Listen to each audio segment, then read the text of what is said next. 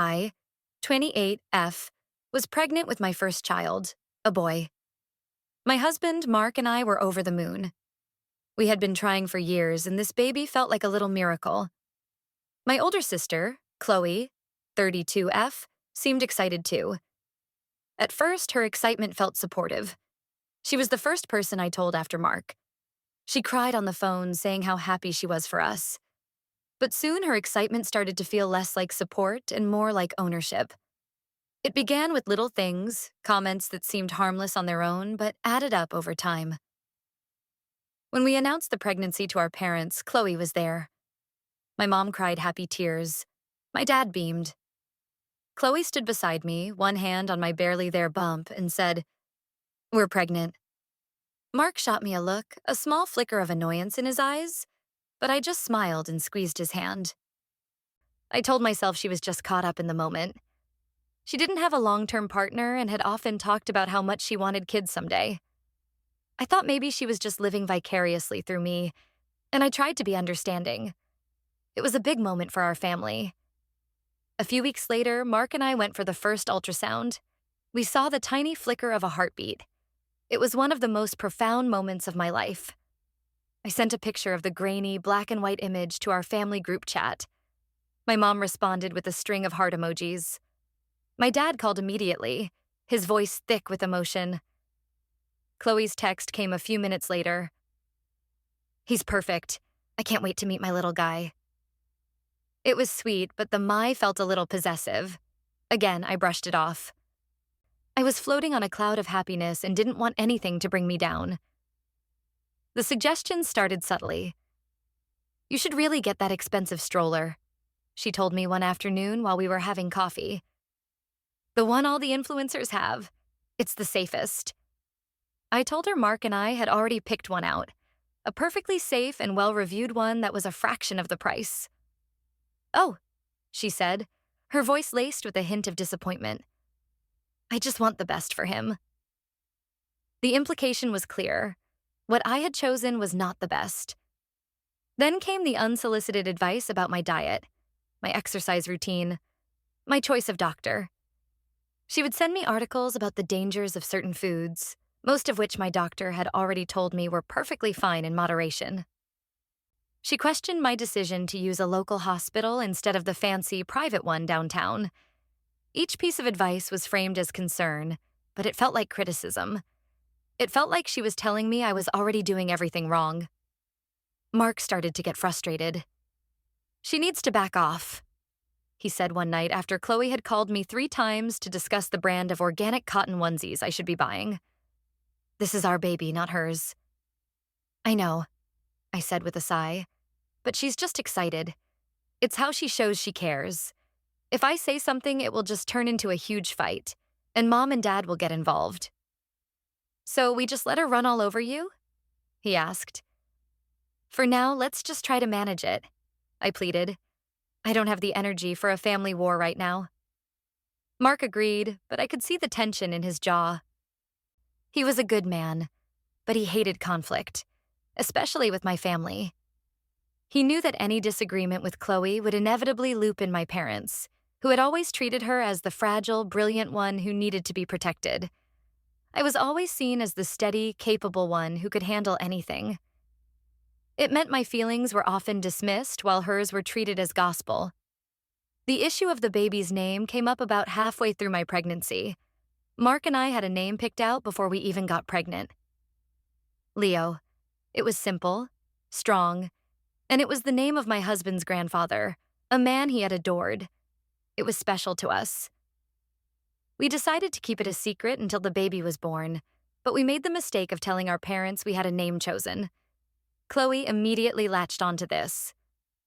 "Oh, you have to tell me," she begged.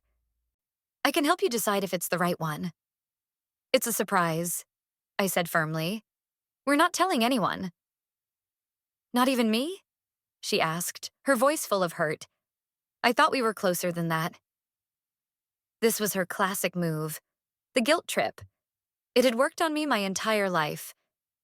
But this time, something in me held firm. This was different. This was my child. "Not even you?" I said, trying to keep my tone light. It's our decision, and we want it to be a special surprise for everyone when he arrives. She pouted for the rest of the evening. The next day, she started her campaign. She began texting me name suggestions. Dozens of them. Every day, a new list would arrive on my phone. They were all very traditional, old-fashioned names. Sebastian, Julian, Oliver, and one name that appeared on every single list, Alexander. Alexander is such a powerful name. She wrote in one text. It means defender of the people, a future leader. I would reply with a polite, thanks for the suggestion, but we have our name. Her persistence was exhausting. She brought it up every time we spoke. Are you sure you've thought it through? She'd ask. A name is so important. It shapes their entire destiny. You don't want to get it wrong. One day she called me, her voice trembling with excitement.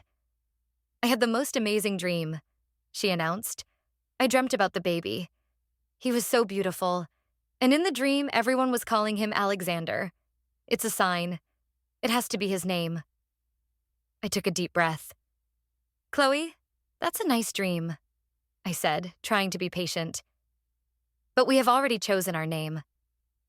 His name is not going to be Alexander. The line went silent for a moment. Then her voice turned cold. You're being really selfish about this, she said. I'm just trying to help. I have excellent taste, and I know what sounds good. You're probably going to pick some trendy, weird name that he'll be embarrassed by his whole life. It's not a weird name, I snapped, my patience finally wearing thin. And it's our choice to make. Mark's and mine. That's it. Fine, she said, and hung up. I knew there would be fallout. The next day, my mom called. Chloe is very upset, she began, without even saying hello. She feels like you're pushing her away. Mom, she is trying to name my baby, I said, exasperated. How is me saying no to that pushing her away? She just wants to be involved, my mom said in that placating tone she always used when defending Chloe. She loves you, and she loves this baby. You're not being very sensitive to her feelings. You know how much she's always wanted a family of her own. So, I'm supposed to give her my baby's name to make her feel better? I asked, my voice rising. That's insane. Nobody is saying that, my mom sighed. Just be nicer to her. Hear her out. Alexander is a lovely name. I felt a surge of rage. I can't believe you're taking her side on this, I said. This is my baby, my son. I ended the call before I could say something I would truly regret. I was shaking. Mark came in and wrapped his arms around me. He didn't have to ask what was wrong. He knew, after that. A tense quiet settled over the family. Chloe stopped sending name suggestions, but she became distant and cold. When she did speak to me, her comments were barbed. Feeling okay? She'd ask. You look tired. You should really be taking better care of yourself for the baby's sake. It was around this time that Chloe announced she would be throwing my baby shower. She didn't ask me. She told me. She called one afternoon and said, I've booked the country club for your shower on the 3rd of next month. I'm handling everything. Don't you worry about a thing. A part of me was relieved. Planning a party was the last thing I had energy for. But another part of me felt a deep sense of dread. Chloe handling everything meant it would be her party, not mine. It would be the party she wanted, with the guests she wanted, and the theme she wanted. But I was tired of fighting, so I just said, Okay, Chloe. Thank you. Of course, she said, her voice suddenly warm and cheerful again, as if our previous conflict had never happened. It's my pleasure. I want this to be the most perfect day for my nephew. The weeks leading up to the shower were a blur of Chloe's frenetic planning. She refused to tell me any of the details, insisting it was all a grand surprise. Just show up and look pretty, she told me. My best friend, Sarah, was suspicious. Are you sure this is a good idea? Sarah asked me over lunch. Letting her have total control? After the whole name thing? What choice do I have? I said, pushing a piece of salad around my plate. If I try to get involved, she'll accuse me of being ungrateful. It will be another huge fight. It's just easier to let her do it. Easier isn't always better, Sarah warned. You need to be prepared. Chloe doesn't do things for other people. She does them for herself. I knew she was right, but I held on to a sliver of hope that maybe this time would be different. Maybe this grand gesture was her way of apologizing for her behavior about the name. Maybe this party was her peace offering. I had one request. Just one. I wanted to handle the cake. I had found a local baker who made the most beautiful, artistic cakes. I wanted a simple, elegant design with a little inscription on it. It was important to me. I called Chloe to tell her. Don't be silly, she said immediately. I've already got a cake person. It's all taken care of. Chloe, please, I said. This is the only thing I'm asking for. I really want to use this specific baker. Let me just take care of the cake. She huffed dramatically. Fine, she said. If it's that important to you, but it's a waste of money. My person is much better and gives me a discount. I ignored the jab and called the baker immediately to place my order. I described exactly what I wanted. A 3-tiered vanilla bean cake with a light buttercream frosting, pale blue ombre frosting fading to white at the top. And on the top tier, in delicate silver script, I wanted the words, "Welcome, Leo." It was the first time I had put his name on anything. It felt momentous. I was officially claiming my son's identity, even if it was just on a cake. The day of the baby shower arrived. It was a beautiful, sunny afternoon. Mark drove me to the country club. As we pulled up, I saw that Chloe had gone all out. There were huge bouquets of white and blue flowers, balloons, and a professionally printed banner that read, "Celebrating baby, my last name." No first name. I felt a small sense of relief. At least she had respected that much. I walked in and was immediately engulfed by friends and family. It was overwhelming in the best way. Chloe had invited everyone. Cousins I hadn't seen in years, old friends of my parents, my coworkers. She had orchestrated the whole thing to be a grand spectacle. She floated around the room in a tight, fashionable dress, acting as the gracious host, accepting compliments on her party. I tried to just smile and enjoy the moment, talking to my guests and opening the mountain of presents. Sarah found me by the gift table. She did all this, Sarah whispered, gesturing around the room. But has she spoken a single word to you since you got here? I realized she hadn't. Chloe had greeted me at the door with a quick air kiss and then had immediately turned to talk to someone else. She had been avoiding me. A knot of anxiety tightened in my stomach. About an hour into the party, it was time for the cake. 2 waiters brought it out from the kitchen on a rolling cart. It was stunning. Even more beautiful than I had imagined. The ombre was perfect. The silver script of "Welcome, Leo" glinting in the light. A murmur of appreciation went through the room. People pulled out their phones to take pictures. I saw Chloe see the cake for the first time. She had been on the other side of the room holding court with a group of my mom's friends. Her smile vanished. Her face, which had been animated and joyful, became a mask of cold fury. She started walking towards me, her movements stiff and jerky. "What is that?" she said, her voice low and tight. She didn't look at me. She was staring at the name on the cake. "It's the cake," I said softly, confused by her reaction. "The one I ordered." "What does it say?" she demanded. Her voice was getting louder now, drawing the attention of the people closest to us. The happy chatter in the room began to die down as people sensed the shift in tone. "It says, 'Welcome, Leo,'" I said, my voice barely a whisper. "That's his name. That's the name Mark and I chose." Chloe's head snapped up, and she finally looked at me. Her eyes were blazing with a rage I had never seen before. It was terrifying. "Leo," she hissed. "You're naming him Leo? After everything I said? After I told you his name was Alexander?" I am standing there in the middle of my own baby shower, surrounded by 50 of my closest friends and family. The room is silent now. Everyone is watching us. My heart is pounding against my ribs. I feel a flush of heat creep up my neck. This is a confrontation. I am in it. His name was never going to be Alexander, I say, and my voice is surprisingly steady. That was a name you liked. Mark and I chose Leo. You did this to spite me, she says, her voice rising to a near shout. You did this to humiliate me. I told everyone. I told them his name was Alexander. My blood runs cold. She told everyone? What did she mean? My mind is racing, but my focus is on her face, twisted with an ugly, possessive anger. This isn't about you, Chloe, I say, my voice firm now. This is my baby, my son, and his name is Leo. That was the moment she broke. It was as if my words had flipped a switch.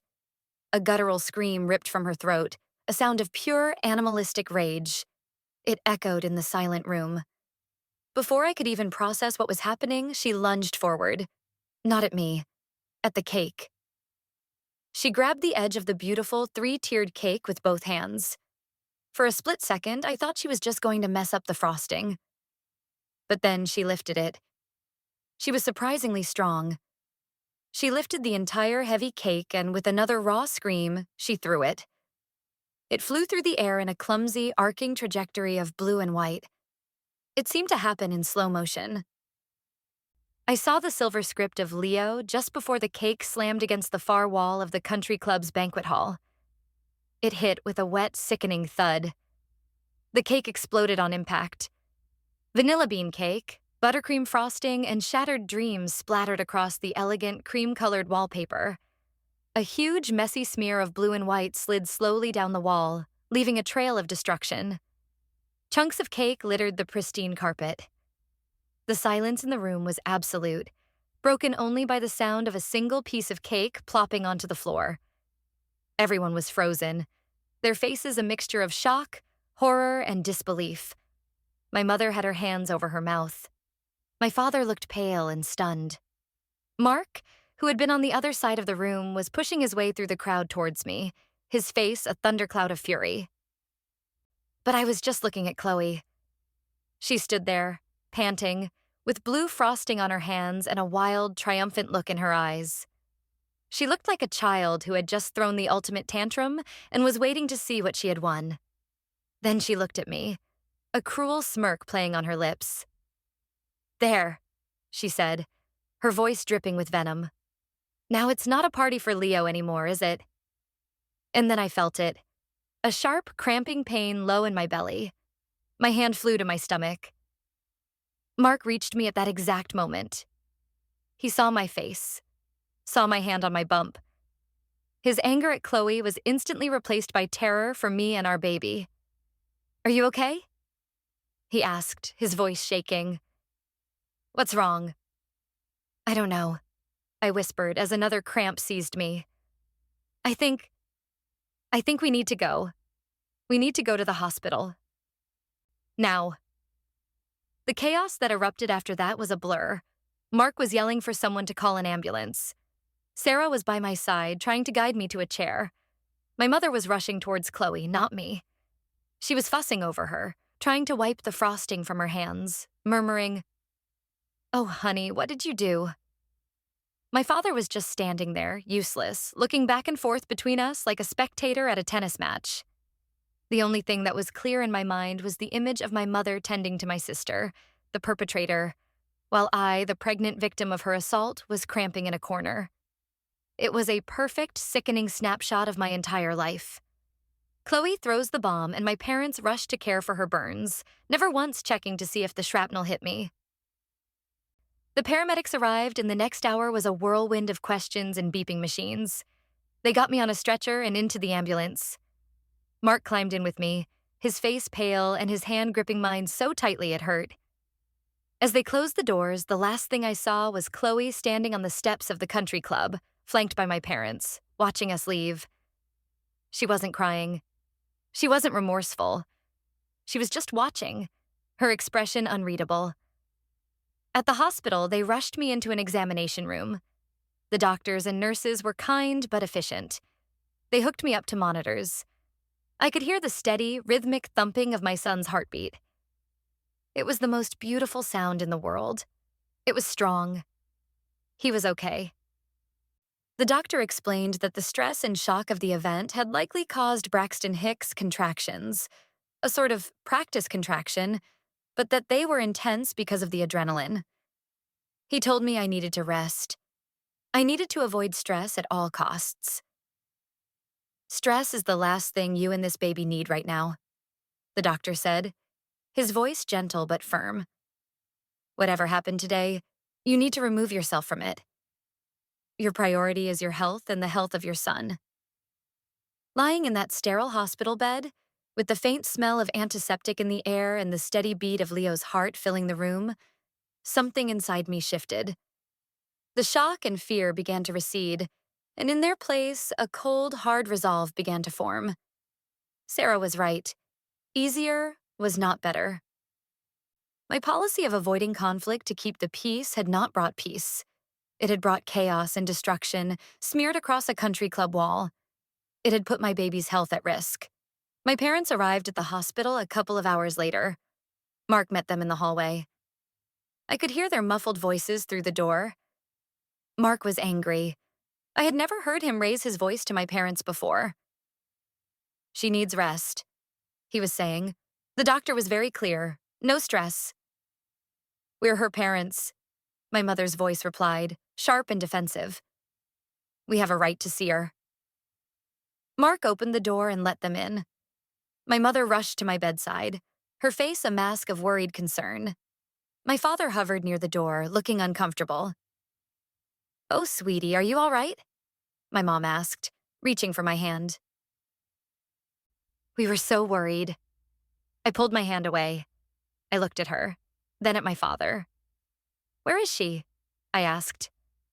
My voice was flat, devoid of emotion. My parents exchanged a nervous glance. "Chloe is at home," my father said quietly. "She's very distraught. She doesn't understand what came over her." "Distraught?" I said, a bitter laugh escaping my lips. She looked pretty pleased with herself when the ambulance was pulling away. "That's not fair," my mother snapped. "She's deeply ashamed. She feels terrible about what happened." "Does she?" I asked. "Did she say that? Did she say she was sorry?" "Well, not in so many words," my mom stammered. She's very emotional. You know how she is. You pushed her. You know how much that name meant to her." I stared at her, my mind reeling. "I pushed her. The pregnant woman whose party was just ruined, whose custom cake was destroyed, who was now lying in a hospital bed because of the stress her sister had inflicted, had somehow pushed her. The gaslighting was so profound, so automatic that I almost couldn't process it. "I'm done," I said, the words coming out low and clear. "Mark, I want them to leave." "What?" my mother gasped, looking wounded. "You heard her?" Mark said, his voice leaving no room for argument. He stepped forward and put a protective hand on my shoulder. "You need to go. Now." My father took my mother's arm. "Come on, dear," he mumbled. "Let's let her rest." My mother looked at me, her eyes filling with tears.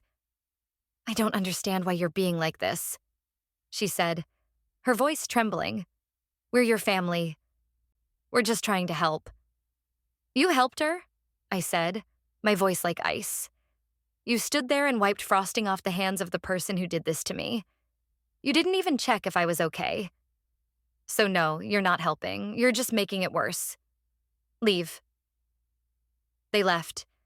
The room was quiet again, except for the monitor. Mark sat down in the chair next to my bed and took my hand. He didn't say anything. He just sat there, his presence a warm, solid anchor in the storm. I closed my eyes. The image of the cake hitting the wall was burned into my mind. The sound of Chloe's scream, the look of triumph on her face. And my mother, comforting her. I knew then that this wasn't just about a cake or a name. This was about a pattern of behavior that had been enabled and excused for over 30 years. And I was the one who was finally going to break it. For me and for Leo. The next morning, the hospital discharged me with strict instructions for bed rest for a few days. As we were leaving, my phone buzzed. It was a text from Chloe. I opened it, my hands trembling slightly. It read, "Heard you're okay. So dramatic. You owe me an apology for ruining the party I worked so hard on." I stared at the words on the screen. There was no remorse, no shame, only blame. She had twisted the entire event in her mind to make herself the victim. I felt a wave of nausea. Mark read the text over my shoulder. He let out a string of curse words that made a nearby nurse look over at us. "Do not reply to that," he said, his voice tight with rage. "Just block her. Block all of them." "Not yet," I said. My mind was starting to clear. A plan was beginning to form, hazy at first, but gaining focus with every beat of my angry heart. I need to do something first. When we got home, Sarah was there.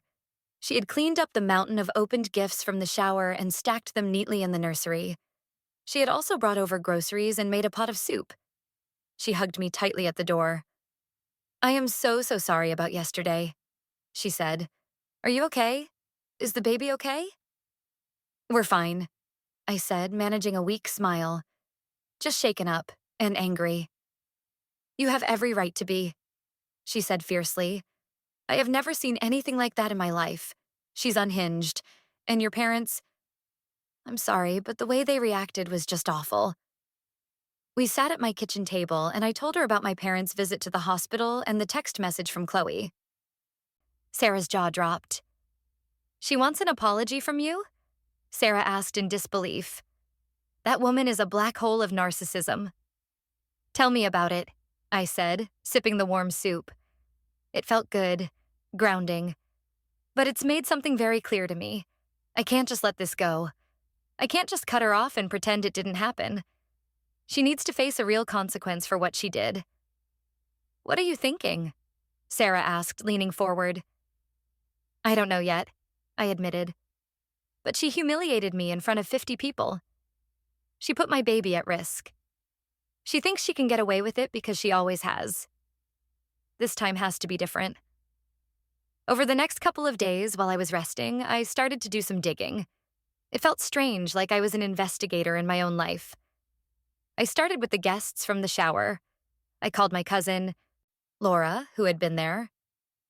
Laura had always been a neutral party in our family dramas, more of an observer than a participant. "Hey, Laura," I started, trying to sound casual. "I'm sorry you had to witness all that drama on Saturday." "Are you kidding?" Laura said. "Are you okay?" I was so worried when the ambulance came. "Chloe is out of her mind." "I'm okay. The baby is okay," I reassured her. "But I wanted to ask you something. Before the cake incident, did Chloe say anything to you about the baby's name?" Laura was quiet for a moment. "Yeah, she did," she said slowly. "It was weird. She was talking about him like he was her own kid. She kept calling him Alexander. She told me and Aunt Carol that you were having a hard time, that you were feeling overwhelmed, and that you had asked her to take the lead on all the big decisions, including the name."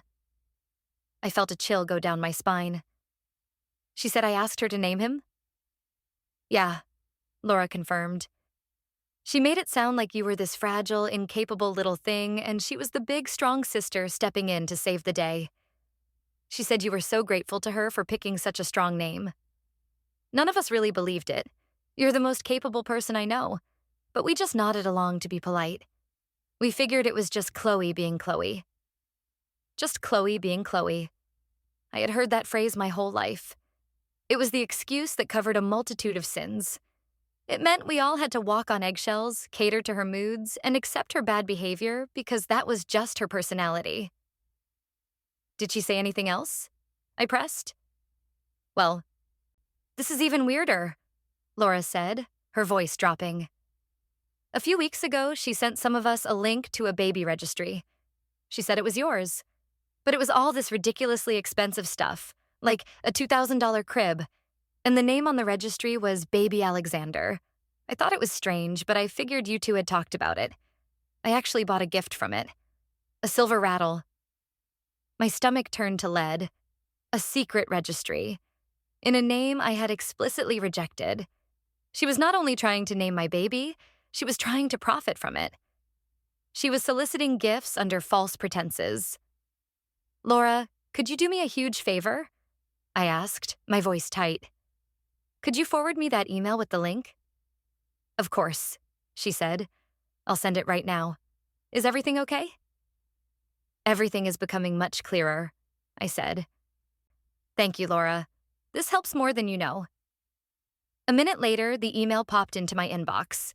The subject line read, "A little help for my sister." The email itself was a masterpiece of passive-aggressive manipulation. It read, "Hi, everyone. As you know, my wonderful sister is expecting her first baby, Alexander. She's so thrilled but also completely overwhelmed. Hormones, you know. She's been leaning on me heavily for support, and I'm more than happy to step in and help her get everything ready for my precious nephew. She's asked me to handle the registry to make sure baby Alexander has the very best of everything. I've put together a small list of essentials. Any little bit would help her out so much during this stressful time. She's not handling the stress of pregnancy very well, and I'm worried about her. Thanks for being part of our village. XOXO. Chloe." I read it 3 times. Each word was a calculated lie, designed to paint me as a helpless, hormonal mess, and her as the competent, caring savior. She had used my pregnancy as a weapon against me, trying to undermine my credibility with my own family. And the financial angle? Asking people for expensive gifts for a baby that wasn't hers to name. It felt like fraud. I showed the email to Mark. He read it and his face grew dark. "This is premeditated," he said, his voice low and dangerous. "This isn't just a tantrum over a name. She has been planning this for weeks. She's been building a narrative where she is in control. The cake wasn't about the name Leo. It was about you defying her narrative in public." He was right. The cake incident wasn't the beginning. It was the culmination of a long, deliberate campaign to usurp my role as a mother. She wasn't just trying to be involved. She was trying to replace me. The rage I felt was cold and sharp. It was a diamond-hard fury that gave me a strange sense of clarity. The pieces were all fitting together. Her constant criticism of my choices, her attempts to control every aspect of the pregnancy, her insistence on the name Alexander. It was all part of her delusion that this baby was her do-over. My baby was supposed to be the child she never had, and she was casting herself as the star of the show. I was just a supporting character, the vessel. My bed rest felt like a prison. I wanted to do something, to act. But the doctor's words echoed in my head. No stress. So I rested.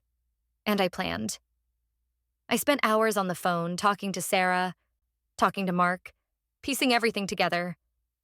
Sarah did some more digging for me. She was a godsend. She called a few other friends who had been at the shower. The story was the same. Chloe had been priming everyone for weeks, telling them the baby's name was Alexander and that she was in charge of everything. She had even shown some people pictures of the ridiculously expensive stroller she planned to buy with the registry money. The final piece of the puzzle came from an unexpected source. My Aunt Carol, my mom's sister. She called me a few days after the shower. "I need to apologize, dear," she said, her voice full of regret. "I should have said something sooner." "Apologize for what, Aunt Carol?" I asked, confused. "About Chloe," she said. "I saw this coming. She did the same thing on a smaller scale. When your cousin Jenny was pregnant 5 years ago, she tried to take over her baby shower, insisted on a certain name. Jenny was tougher than you are. She shut it down right away. Chloe didn't speak to her for a year. I saw her doing it again with you, and I didn't want to get in the middle of it. Your mother always gets so defensive. But after what happened at the party, I can't stay silent. What she did was monstrous." "She did this before?" I asked, shocked. "Yes." Aunt Carol confirmed. She has this need to be the center of every big family event. When it's not about her, she finds a way to make it about her. Your pregnancy was the biggest thing happening in the family, so she decided it was her story to write. I am so sorry I didn't warn you more forcefully. It's not your fault, I told her. It's mine, for letting it go on for so long. That conversation solidified my resolve.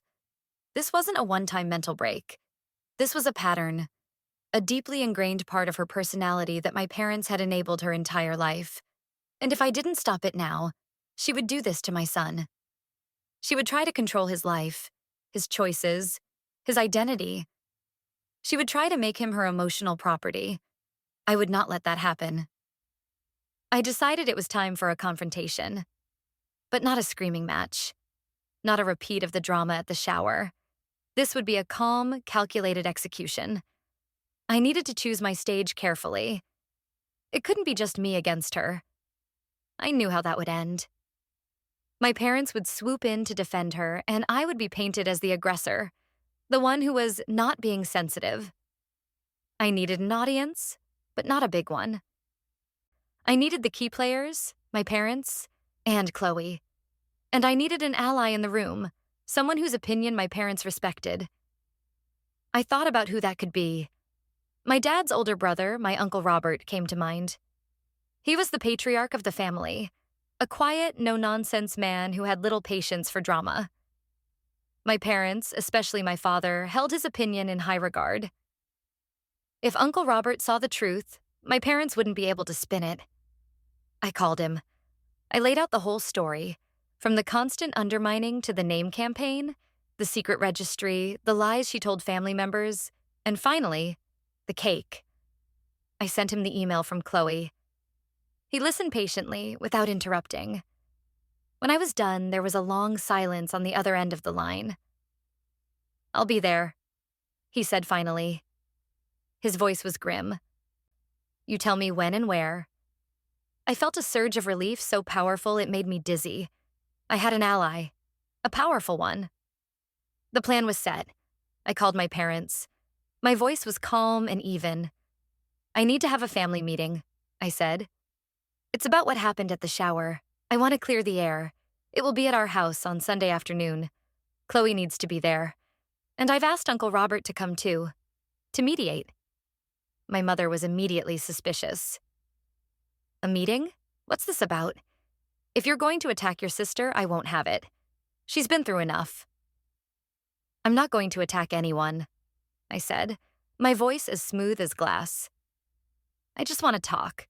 We all need to be on the same page before the baby comes, for the good of the family." The phrase "for the good of the family" was a magic word for my mother. It was her highest ideal. She reluctantly agreed. I knew she would spend the next few days coaching Chloe, preparing her for what she assumed would be my apology. Let them think that. Let them walk into the ambush with their guards down. The day of the meeting, I was surprisingly calm. Mark was a nervous wreck. He paced the living room, straightening pillows that were already straight. "Are you sure you want to do this?" he asked for the 10th time. "We could just cut them off. Move on." "I can't," I said, looking at the door to the nursery. "If I don't do this, she will be a shadow over our son's entire life. I have to end it. For him." My Uncle Robert arrived first. He gave me a firm hug. "You're doing the right thing," he said quietly. "Don't back down." Then my parents and Chloe arrived together. A united front. Chloe looked pale but defiant. She was wearing an expensive white dress, as if to signal her own purity and innocence in the matter. She refused to look at me. My mother was radiating anxiety, while my father just looked like he would rather be anywhere else on earth. We all sat in the living room. It was awkward and silent. I had asked Mark to be there for support, but to let me do the talking. He sat next to me on the sofa, a silent, solid presence. My mother broke the silence. "Well," she said, wringing her hands. "We're all here. I hope we can resolve this with love and understanding." Your sister is very sorry, and I think you owe her an apology as well for your part in it. I looked at her. The script was playing out exactly as I had predicted. I was expected to share the blame, to absorb half of the responsibility for my own assault to make my sister feel better. I turned my attention to Chloe. She was staring at a spot on the wall just above my head. Chloe, I began, my voice even. I want to understand what happened at the shower from your perspective. She finally looked at me. Her eyes narrowed. You embarrassed me, she said, her voice shaking with self-pity. You know how much work I put into that party. It was supposed to be perfect. And you ruined it with that tacky cake. You deliberately chose a name you knew I hated just to hurt me.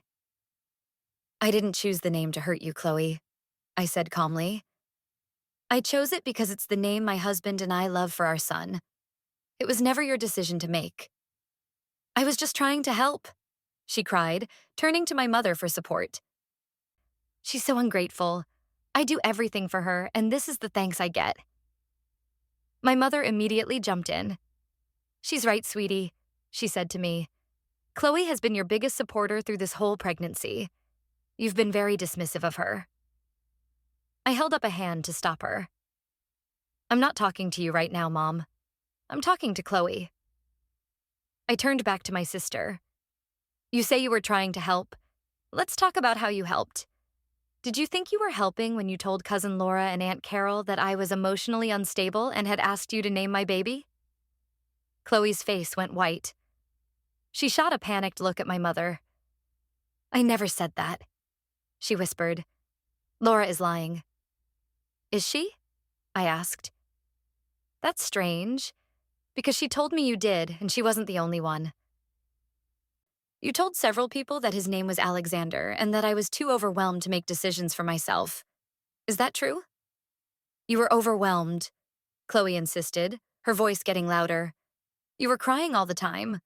I was worried about you. And did you think you were helping when you created a secret baby registry in the name of Alexander? I continued, my voice still level. A registry filled with thousands of dollars of gifts? A registry you sent out to family members behind my back? The color drained completely from my parents' faces.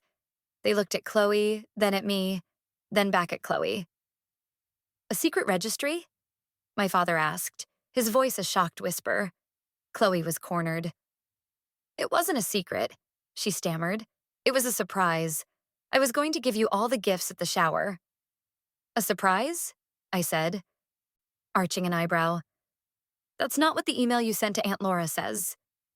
I picked up my phone from the coffee table. I have the email right here. Would you like me to read it aloud? The part where you tell everyone I'm not handling the stress of my pregnancy well? The part where you call my son Alexander? The part where you position yourself as my savior? Chloe stared at the phone in my hand as if it were a snake. She opened her mouth, but no words came out. She was trapped. The lies she had so carefully constructed were collapsing around her. This is it. The moment of reversal. I feel a strange calm settle over me. I am no longer the victim in this story. I am the one holding all the cards. I look at my sister. Her defiant mask has crumbled, replaced by raw panic. I look at my parents. Their faces are a mixture of confusion and dawning horror. They are finally seeing the truth they have refused to see for 30 years. I don't need to read the email. The threat is enough. I set the phone back down on the table. You didn't do any of this to help me, Chloe, I say, and my voice is cold and clear as a winter morning. You did it for you. You tried to steal my pregnancy. You tried to steal my son. You wanted to be the mother, and you were trying to paint me as an incompetent child who needed you to run her life. The name, the registry, the lies. It was all part of your plan to take over. Silence. Thick, heavy, suffocating silence. Then, my Uncle Robert speaks for the first time. His voice is low and gravelly, and it commands the attention of the entire room. He is looking at my parents. Is this what you've been allowing? He asks them. His tone isn't angry. It's worse. It's deeply, profoundly disappointed. You saw this behavior and you made excuses for it? You let it get to the point where she physically assaults her pregnant sister, and you still defended her? My mother flinches as if he had slapped her. Robert, you don't understand, she begins, her voice trembling.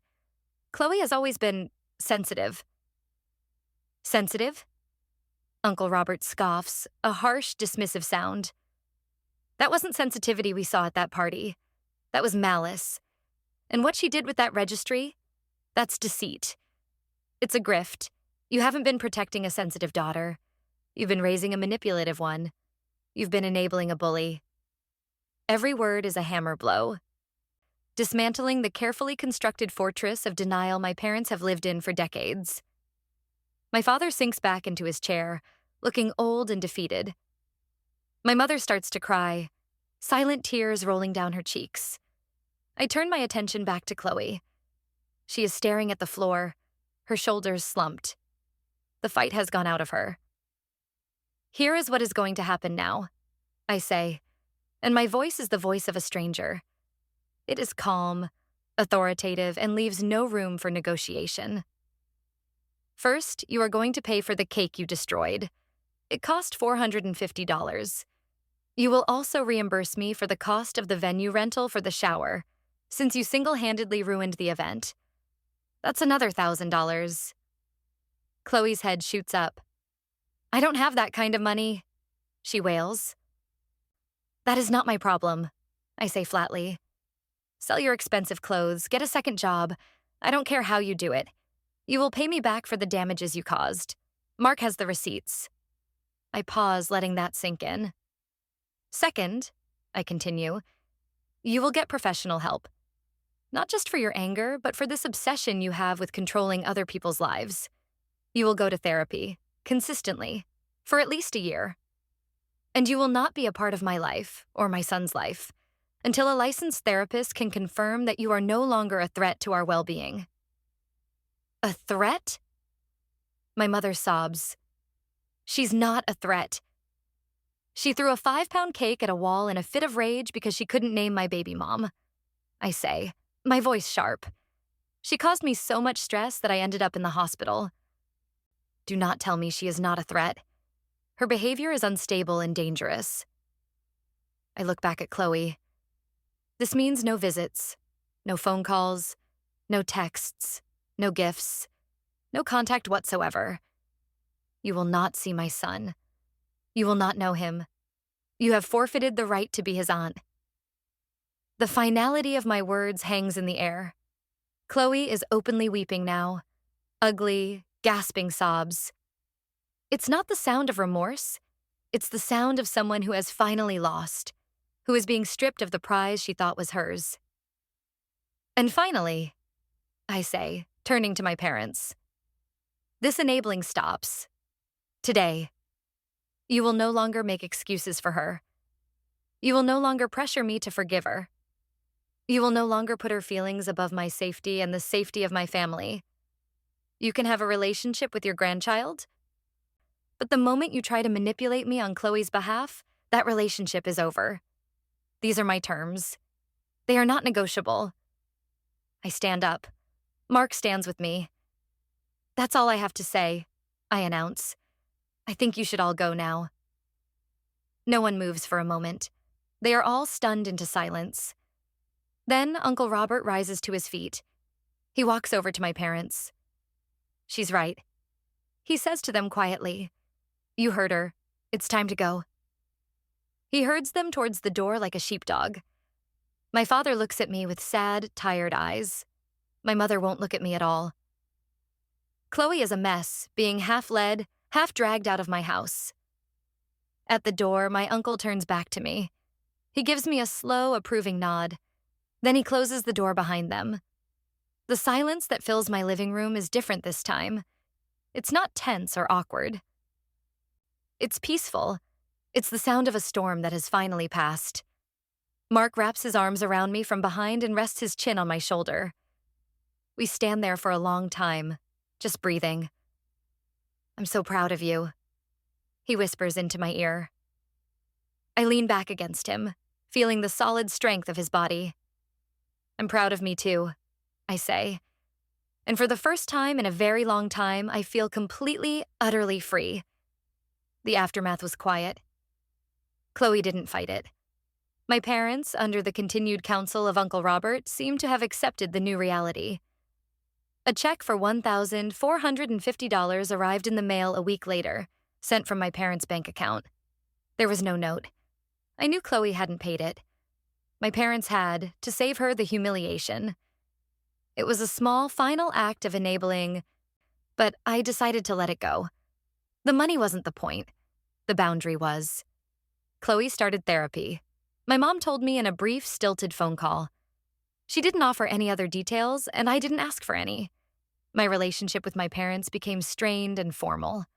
We spoke on the phone once a week, our conversations carefully curated to avoid any mention of Chloe or the incident. They were walking on the eggshells now. It was a strange reversal of our lifelong dynamic.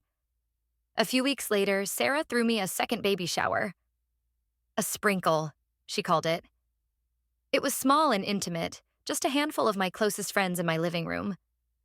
There were no grand decorations, no dramatic reveals, just love and support and laughter. Sarah had ordered a small, simple sheet cake from the grocery store. On it, in blue icing, were the words, "We love Leo." It was perfect. It was everything the first shower should have been. As my due date approached, I felt a sense of peace I hadn't felt in years. The constant low-grade anxiety that had been the background noise of my relationship with my sister was gone. My home was a sanctuary. My marriage was stronger than ever. Mark had stepped up in a way I never would have expected, becoming my fierce protector and advocate. We were a team, a real one. My son, Leo, was born on a crisp autumn morning. He was perfect. He had a full head of dark hair and my husband's calm, observant eyes. Holding him in my arms for the first time, I felt a love so fierce and protective it took my breath away. All the drama, all the pain of the past few months, it all faded into insignificance. All that mattered was this tiny, perfect person in my arms. My parents came to the hospital. They were quiet and respectful. They held their grandson with a sort of reverence, their faces full of a sad, gentle wonder. My mother cried, but this time they were quiet tears of joy and, I think, of regret. They didn't mention Chloe. Not once. They respected the boundary. It was a start. Life with a newborn was a beautiful, chaotic blur. There were sleepless nights and endless diaper changes, but there was also so much joy. I watched Mark become a father. His love for Leo so tender and profound, it made my heart ache. We were a family. A complete, happy, and most importantly, peaceful family. About 6 months after Leo was born, I received a letter in the mail. It was a thick envelope with Chloe's handwriting on it. My first instinct was to throw it away, unopened. But curiosity got the better of me. I waited until Leo was asleep for his nap, and I sat down at the kitchen table with a cup of tea and opened it. It was a long letter, several pages long. It was, for the first time in her life, a real apology. She didn't make excuses. She didn't blame me. She called her own behavior monstrous, manipulative, and sick. She wrote about her therapy, about the things she was discovering about herself, about her deep-seated jealousy and her desperate need for control. She wrote that she understood now that her actions had been unforgivable and that she accepted my decision to keep her out of our lives. "I am not asking for your forgiveness," she wrote on the last page. "I don't deserve it. I am just telling you that I am finally seeing the truth. I hope that one day I can become a person who is worthy of being in your life. But I understand that day may never come. I destroyed my chance to be an aunt to your beautiful son. That is my consequence to live with. I hope you and Mark and Leo have a wonderful life. You deserve all the happiness in the world." I read the letter twice. The words felt genuine, but they didn't change anything. Acknowledging the poison doesn't make it any less deadly. I folded the letter, put it back in the envelope, and tucked it away in a drawer. It was a good first step for her, but my son's safety and my own peace of mind were not things I was willing to gamble on. The boundary remained. A few days later, I was in the park with Leo, pushing him on the baby swings.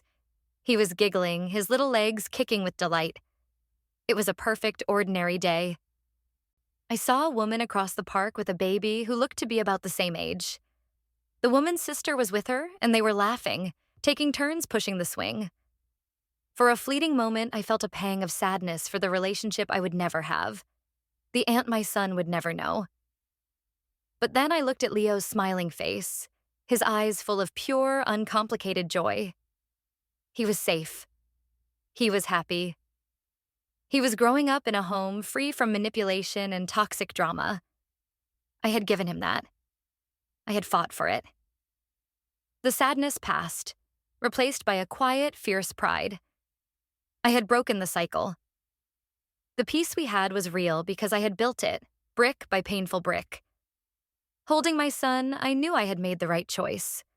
Some family ties are meant to be cut, and my son would never have to learn what it felt like to be a prop in someone else's story. He was the main character in his own, and I was there to make sure no one ever tried to rewrite his pages.